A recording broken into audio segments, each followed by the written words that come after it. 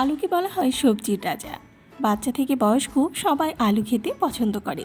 আলু দিয়ে নানা রকমের পদ তৈরি করা যায়, আর এর নিজের যেমন অসাধারণ স্বাদ রয়েছে, তেমনই রয়েছে পুষ্টিও।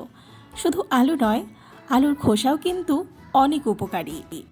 আলুর খোসায় প্রচুর পরিমাণে আয়রন থাকে, তাই এটি খেলে অ্যানিমিয়ার সমস্যা কমে যায়। আবার একই সময় আলুর খোসায় থাকা ভিটামিন বি3 এবং নিয়াসিন আমাদের শরীরকে শক্তি দেয় এবং উদ্যম দেয়। আলুর খোসায় রয়েছে ভিটামিন কমপ্লেক্স ও ক্যালসিয়াম, যা হাড়ের স্বাস্থ্য গঠনে সাহায্য করে। ক্যালসিয়াম যেখানে হাড়কে শক্ত করে, সেখানেই ভিটামিন বি শরীরকে শক্তি যোগায়। আলুকে খোসাসহ খাওয়া হলে আমাদের শরীরে আরও ফাইবার আসে, যা রক্তে শর্করার পরিমাণকে নিয়ন্ত্রণে রাখে। কোষ্ঠকাঠিন্যের সমস্যা সমাধান করে। আলুর খোসায় প্রচুর ফাইবার থাকে, যেটা বিপাক ক্রিয়া বাড়ায় এবং কোষ্ঠকাঠিন্য সহ অন্যান্য হজমজনিত সমস্যা মেটায়। এছাড়া আলুতে ভালো পরিমাণে পটাশিয়াম রয়েছে, যা উচ্চ রক্তচাপের সমস্যার সমাধান করে থাকে। কিছু মানুষের চোখের নিচের কালো দাগ খুব ভোগায়।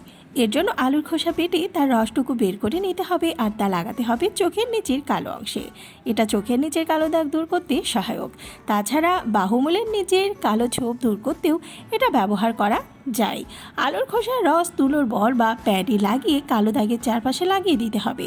তাছাড়া ওই রস মুখেও ম্যাসাজ করতে পারেন, এতে ত্বকের লাবণ্য বাড়বে। আবার সময়ের আগেই চুল পেকে যাওয়ার সমস্যা খুবই ভোগান্তির, কিন্তু আলুর খোসা এই সমস্যার সমাধানেও কাজে আসে। এজন্য আলুর খোসাকে গরম পানিতে ফুটিয়ে নিয়ে পানি ফুটিয়ে অর্ধেক করে নেবেন। এবার সেই পানি চুলের গোড়ায় প্রয়োগ করবেন, এতে সমস্যার সমাধান হবে। তবে মনে রাখবেন, রান্নায় ব্যবহারের আগে আলুকে ভালো করে পানিতে ধুয়ে পরিষ্কার করে নিতে হবে। আলাদাভাবে এর তরকারি রান্না করতে পারেন, আবার কোনো সবজিতে যোগ করতে পারেন, স্যান্ডউইচে দিতে পারেন, ঝোলে দিতে পারেন, আবার পরোটার মধ্যে পুর হিসেবেও ব্যবহার করা যায়।